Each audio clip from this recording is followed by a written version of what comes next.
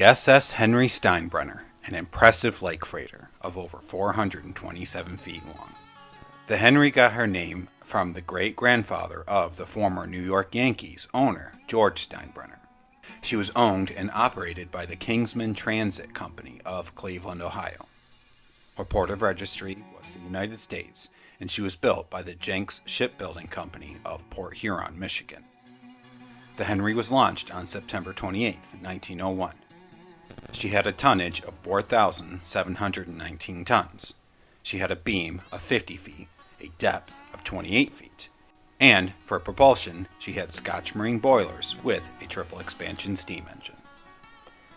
The Henry could reach speeds of up to 12 knots, or 14 miles an hour, and for cargo capacity, she could hold up to 6,500 tons. She also had a crew of 30 to operate her.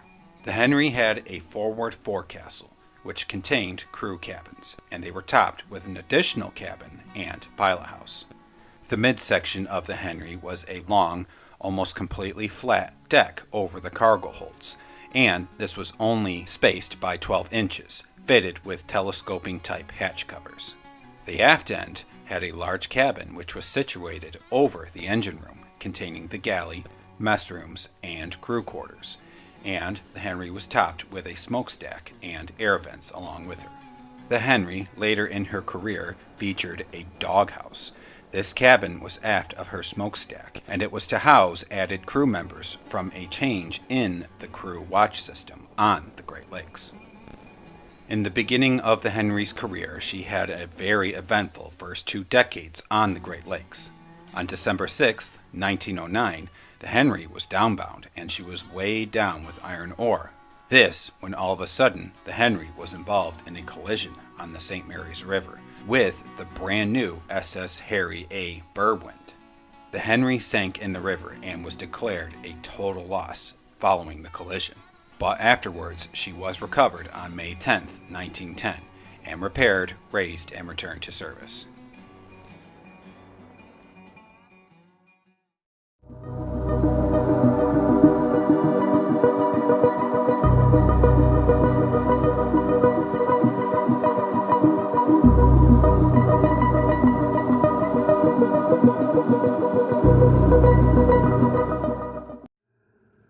In the early morning hours of 5:11 a.m. on May 10, 1953, the nearly 52-year-old ship Henry Steinbrenner left Superior, Wisconsin. She had a cargo weight of a staggering 7,000 tons of iron ore for the steel mills on Lake Erie. As the Henry departed, weather conditions were good at the time. However, forecasts for later in the day called for a rougher weather to eventually occur. Even though receiving the unfavorable forecasts for later in the day, it actually wasn't rare for captains to continue on during this time of sailing on the Great Lakes. During that time as well along the Great Lakes, weather reports were less than accurate at times compared to today's standards. But as the Henry continued on, later that afternoon, the ship was hit by strong winds and large waves from a storm. The Henry's deck was secured. However, Captain Albert Stiglin did not have his crew place tarpaulins on the 12-leaf type telescoping hatch covers. This being that they were not watertight, and they allowed some water to seep into the cargo holds of the Henry. At around 8 p.m., one of the leaves on the number 11 hatch came loose. This allowed water to pour into her cargo hold. Captain Albert sent out crew members to secure the hatch, but the storm continued to grow in intensity. She then began blowing with 80-mile-an-hour winds and massive waves. After the hatch was secured, it did again come loose.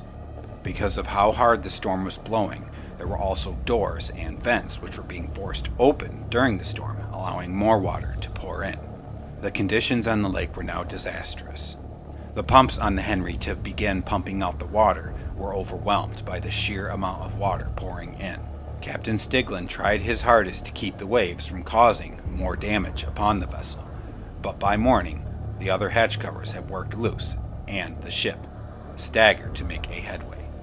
After trying just a few more maneuvers to right the incoming water aboard the Henry, it became all too real that the ship was going to be lost. Shortly after 7 a.m. on May 11th, 1953, a Mayday call was broadcasted. At 7:35 a.m., an abandoned ship call was signaled, and a whistle to the crew was blown. They mustered at the forward life raft at the aft lifeboat end of the ship. As the Henry began to settle in the water, confusion took hold, and several men actually ended up getting washed overboard and were injured. The conditions on the lake were monstrous, and the Henry began to sink quickly. This was just 15 nautical miles south of Isle Royal Lighthouse. After receiving the Mayday message, the steamers Wilfred Sykes and Joseph H. Thompson, at the time one of the largest ships on the lake, D.M. Clemson, D.G. Kerr, William E. Corey, and the Canadian ship Hochelaga, if I'm saying that correctly, began to search for survivors of the Henry Steinbrenner. The Joseph H. Thompson, under the command of Captain Robert F. Lang, found the life raft and 6 men holding on for dear life within her. The D.M. Clemson, which at the time was under the command of Captain Arthur M. Everett, found another lifeboat. In the heavy seas and winds, Captain Everett carefully maneuvered his vessel to put the lifeboat in the ship's lee, and then had the survivors within her lifted aboard with ropes. The survivors were taken to the captain's quarters, where they were given warm food and dry clothes. In total, 17 men went down with the Henry Steinbrenner. Many of the accusations which led to the Henry sinking were actually pointed at the crew for not using the tarpaulins on the hatch covers. But in a storm of that magnitude, even the tarpaulins may not have added any help to the safety of the vessel.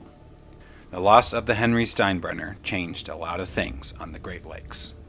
This led to the retrofit of some of the older vessels with watertight single-piece hatch covers during their rebuilds. The wreck of the Henry Steinbrenner was located in 2023 in over 750 feet of water at the bottom of Lake Superior.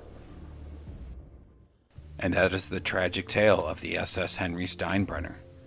First thing that sticks out to me that's interesting is that her capacity was rated for 6,500 tons. Yet when she sank, she had almost 7,000 tons of iron ore loaded onto her. To me, that seems like she was way overloaded. I could be totally wrong, but to me that seems, especially with iron ore, that seems like that sealed her fate. Especially getting caught in a storm like that on Lake Superior. What a horrific thing. It's my opinion that, yeah, she was overloaded when she sank, and the poor crew did absolutely everything they could to secure her and keep the water from flowing into her at that staggering rate that it was. But I'm sure she gave a great fight, but in the end, she met her end and took 17 people down with her. My heart goes out to those 17 crew members and the family and friends at the time when this happened. It's frustrating to me to hear all of these last final season pushes for cargo and deliveries to be made, only for the ships to be way overloaded past their capacity, and then to get caught in these massive storms on the Great Lakes and end up sinking to the bottom and taking crew members or all of them down with them. If only there were a way to limit that back then. But thankfully today that's not happening.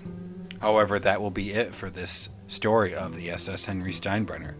I thank you all so very much for sticking with me and listening to this story, and I'm interested to hear what you have to say in the comments down below, or any other additional information I may have missed. But thank you so very much, everybody. I hope you all are doing well, and do look forward to the next episode coming on Songs of the Great Lakes. Until next time, God bless you all.